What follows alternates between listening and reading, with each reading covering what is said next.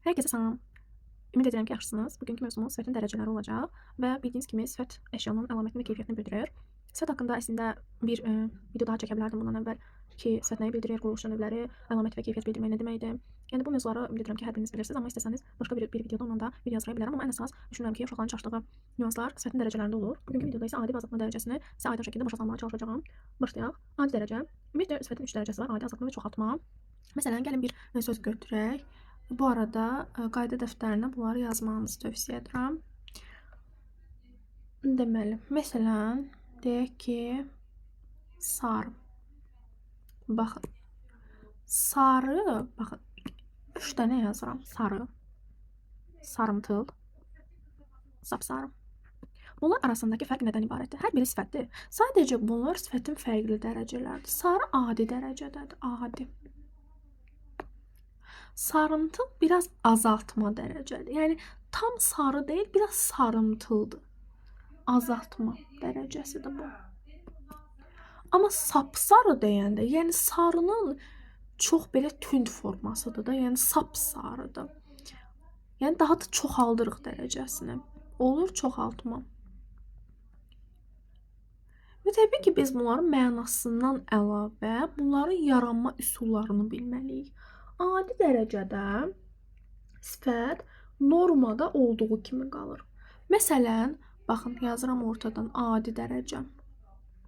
Siz də yazın, adi dərəcə. Və yazırıq. Bu dərəcədə sifətlər normada qalır. Normada qalır. Qalır. Norma, yəni sadəcə adi halda qalır da. Yəni məsələn, deyək ki, məsələn, şirin, gözəl. Yəni adi də gözəl. Yəni nə şəkilçi artırmışıq, nə dərəcəsini azaltmışıq, nə dərəcəsini çoxaltmışıq. Məsələn, deyək ki, acı və s. Yəni bunlar sifətdir.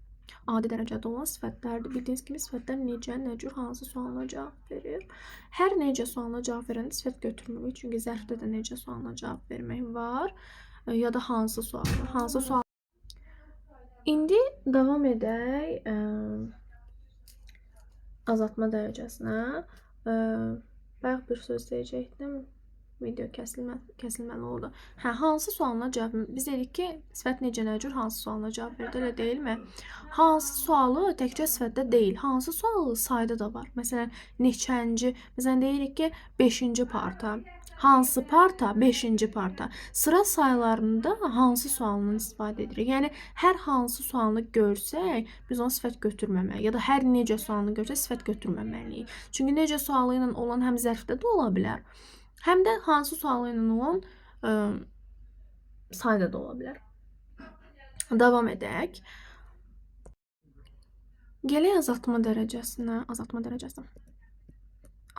dərəcəsi. Ümid edirəm yazırsınız məndən bir yerdə. Azaltma dərəcəsi, yəni normadan az olduğunu bildirir. Yazırıq, sifətin normadan az olduğunu bildirir.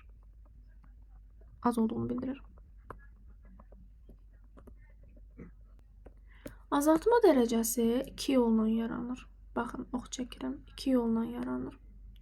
Birincisi morfoloji yoldur. Morfoloji üsul. Digəri sintaktik üsuldur. Sintaktik üsul. Elə yazaq ki, yerləşsin. Məsələn, bunu belə ortadan bölək, səliqəli olsun. Yazaq. Morfoloji üsul nə deməkdir? Morfoloji üsul, bunu rəngləyin. Rəngli qələmlə ya da yazın. Morfoloji üsulda şəkilçi ilə düzəlir. Şəkilçi ilə. Sintaktik üsulda isə sözlə düzəlir. Sözlə. Morfoloji üsul şəkilçi ilə. Yəni biz burada şəkilçilərdən istifadə edərək azaltma dərəcəsini düzəldəcəyik. Şəkilçilər. Şəkilçiləri ritmik şəkildə yadda saxlaya bilərsiniz. Imtıl, ımtıraq,